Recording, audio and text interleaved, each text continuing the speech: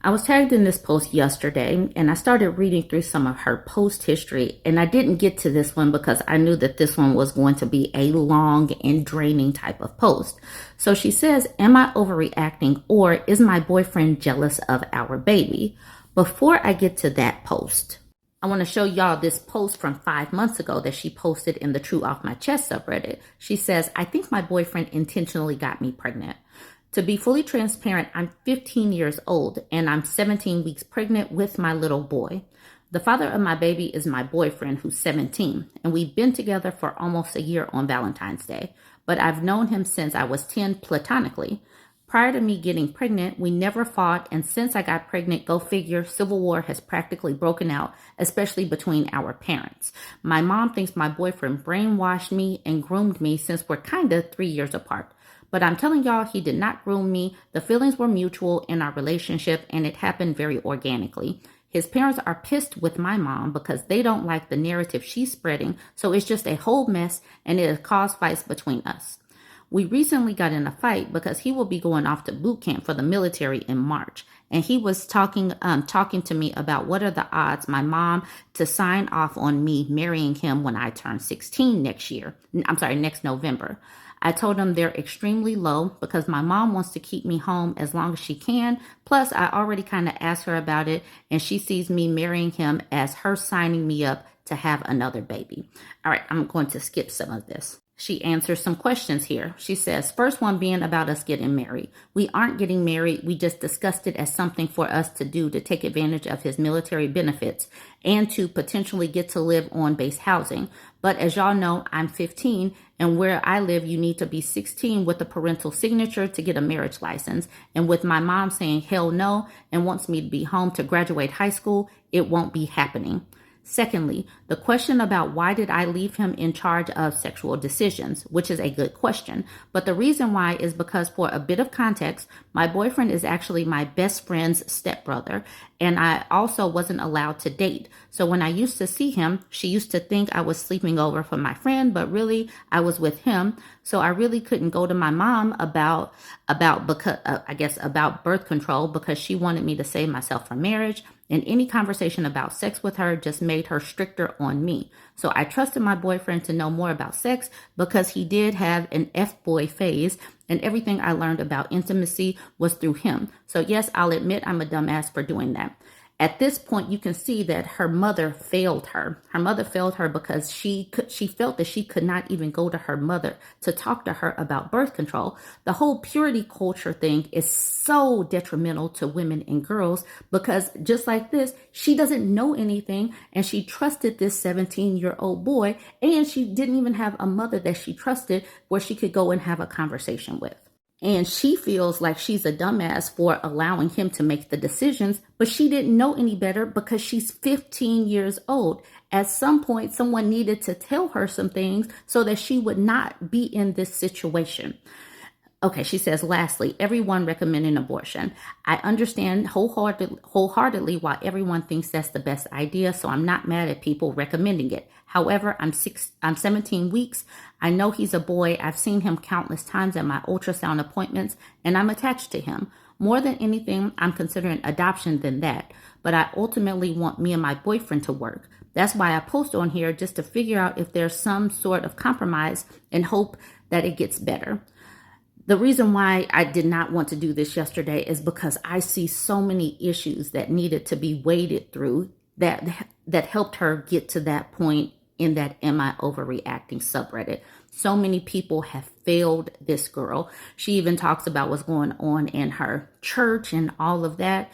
And literally, I could spend like a couple of different videos on this girl. Let's fast forward to the most recent post. She says, I recently just had my son about a little over a week ago, and his father has not been adjusting well, in my opinion. He really wants me to take more of a hands-off approach with our son, and he doesn't like that I like holding him a lot, and that every time he makes somewhat of a noise, I rush to pick him up, just small things like that.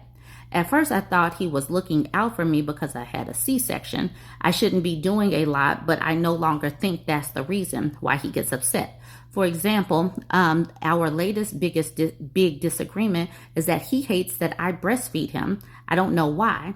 His reasoning is because he thinks that would make the baby clingy to only me. I really don't think he hates our son. I think he's having a hard time not knowing how to bond with him, and that he's jealous that my son knows how long to cry for me is how he kind of explained it.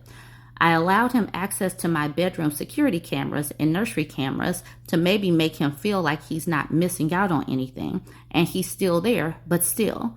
I do think he's jealous of our baby, and I'm wondering if I'm delusional and it's not typical baby blues on his end. So it sounds like, just reading that part, she's still living with her parents. He's still living with his parents. Here's the text exchange. He says, "Every time I look at the camera, you're holding him." She says, "Oh, LOL," and starts laughing. "Yeah, he's so cute. I can't help it, and he just lets me. I'm still in shock that he's actually here and alive." So she doesn't know that he's being an a-hole right here. He says, "My only issue is when he becomes that age when he's supposed to self-soothe, he's not going to be able to." She says, "He's only been on this floating rock for a week. He can be spoiled with cuddles. We don't need to worry about him self-soothing until he's more closer to a year." He says, "Nah, we started that at 6 weeks. LOL, question mark. She says, "Are you insane? That's way too soon. Wait, what's your version of self-soothing?" He says, "We allow him to sleep in his room at night." She says, "Why does he need to start sleeping in his room at 6 weeks? I sleep a lot better when he's in the bassinet in the room. I don't think I want to transition him into his room until he's more like 6 months." He says, "Honestly, at this point, I feel like you want him to be a mama's boy. Like you want him to be clingy to him, and I'm giving you tips to prevent that. If you cared about our relationship, you will have him sleep in his room." She says, "No, what's actually happening is you're jealous of your son, which is insane.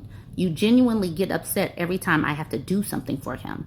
I'm not mad at you for feeling this way, and a lot of men have felt similar to you, and this can be worked through. I love you both so much, and you're both my priority. It's just as of right now, blank requires more of my energy and time. I will still make time for you. It's just the adjustment period of getting used to him and getting routine going." He says, "I'm not jealous. I'm just tired of you doing things with him without confiding in me, like I'm an absent father with no say when I'm not at all. I'm still honestly pissed that you're breastfeeding him when we agreed not to." I highly doubt that she agreed. He probably said, "You're not going to breastfeed," and that is the reason why he's mad. He's 17 years old, she's 15 years old, and he thinks that he gets to be the boss of her when she is obviously a minor still under the care of her parents. Now, he is in a whole nother house, and he thinks that he gets to lay down the law. And the laws that he is laying down is simply silly. It sounds like a teenage boy who knows absolutely nothing about babies, which is what he really is a teenager that knows nothing about babies. I have a whole long comment to get to, and this is going to be long, so I'm going to make this into a part 2. But Humble Breakfast says, "I am currently a DV prosecutor. I spent 5 years in family law, divorce, custody, protections orders, etc. I grew up in an abusive, highly controlling home and still recovering from a 5-year relationship with a nice narcissist that ended 2 years ago. Girl, every alarm bell in my system is going off. Every one, blaring sides, flashing red lights, buzzers." She gives a very long, detailed comment, and her comment is literally enough to stand on its own. So that is going to be a part 2, and it's coming up. This is a great comment that could literally stand on its own, but this was in regards to a 15-year-old girl that is wondering if her boyfriend is jealous of their baby. Humble Breakfast says, "I'm currently a DV prosecutor. I spent 5 years in family law, divorce, custody, protection orders, etc. I grew up in an abusive, highly controlling home and still recovering from a 5-year relationship with a nice narcissist that ended 2 years ago. Girl, every alarm bell in my system is going off. Every one, blaring sirens, flashing red lights, buzzers. This man will," and he's 17, let's keep that in mind. "This man will, if he hasn't already, start trying to control and manipulate you in every area of your life. I wouldn't be surprised at all if he becomes physically abusive. What is screaming at me right now is the language he used that is trying to gaslight you, giving you tips, This man knows nothing about newborns. He is positioning himself as more knowledgeable and above you. This is to put you in your place and make it so you can't leave him because you're too incompetent and need him to take care of you. Don't confide in me. He's playing this off as you are disrespecting him when you are not. He's gaslighting and manipulating you. He's turning himself into the victim. We agreed you wouldn't breastfeed. I would bet anything you wanted to breastfeed, and he bullied, belittled, and pressured and guilted you into agreeing not to. His language is frighteningly aggressive over a topic such as breastfeeding. But the biggest red flag of all, if you cared about this relationship, this is number 1 on the narcissist top 10. This man will take you on a years-long narcissistic roller coaster that at best traumatizes you and your son, and at worst leaves your child without a mother. If you're not ready to leave yet, that's okay. But please start paying attention to the patterns in his words and actions. When you have a fight, do you always end up giving in or apologizing even though you didn't do anything wrong? Does he get mad at you for being mad at him for something that he did that was unquestionably wrong? Does he say that you asking him to stop an offensive behavior ruined his day, or why can't you just let it go? How do you feel after fights? Confused? Like your head is spinning? Like he's Jekyll and Hyde? Lastly, get this book now. Just make a note in your margin whenever you feel something applies to your situation. Keep a secret record of fights, controlling or demanding behavior, verbal threats to you or friends and family, and physical abuse. Take screenshots of these text conversations. You will need this documentation if you end up in court over custody, which, in my opinion, is a strong likelihood. I'm sorry if this bursts your bubble of a happy little family, but it's more important that you are informed even if you never leave. That comment was so fleshed out and so important that I think, and like I said, this could literally stand on its own to help inform women of situations and how these people will manipulate language to get your brain confused and make you think that you're the problem. Peanuts335 says, I just read through her post history and my heart is broken for her. He is the one that suggested they stop using condoms, claiming he would pull out. A different post says how he told his friends how when they were intimate, she had vomited and her friends make jokes about it to her. In that same post, she said she has allowed him to take pictures and videos. Another post, his Happy Mother's Day post to her, was basically saying he was proud he picked her to have his babies and he's going to give her more. This guy is taking advantage of a 15-year-old girl, and now he has trapped her with a baby. I have a 10-year-old daughter, and my mama heart is breaking for this girl and everything she's going through. I hope she takes your advice. I wanted to get to that. That way she kind of summarizes what I saw in that post history. And that was the reason why in that post history, I did not want to do this post yesterday, because I just knew we would be going through a lot of things and talking about a lot of ways that she ended up in this particular situation, because so many people failed that girl. Snow LOL says, OP, if you're going to take anything away from this thread, please let it be Humble Breakfast's comment. All of the women in these comments are giving you this advice from lived experience, either directly or from observing our friends, our mothers, our sisters' experiences.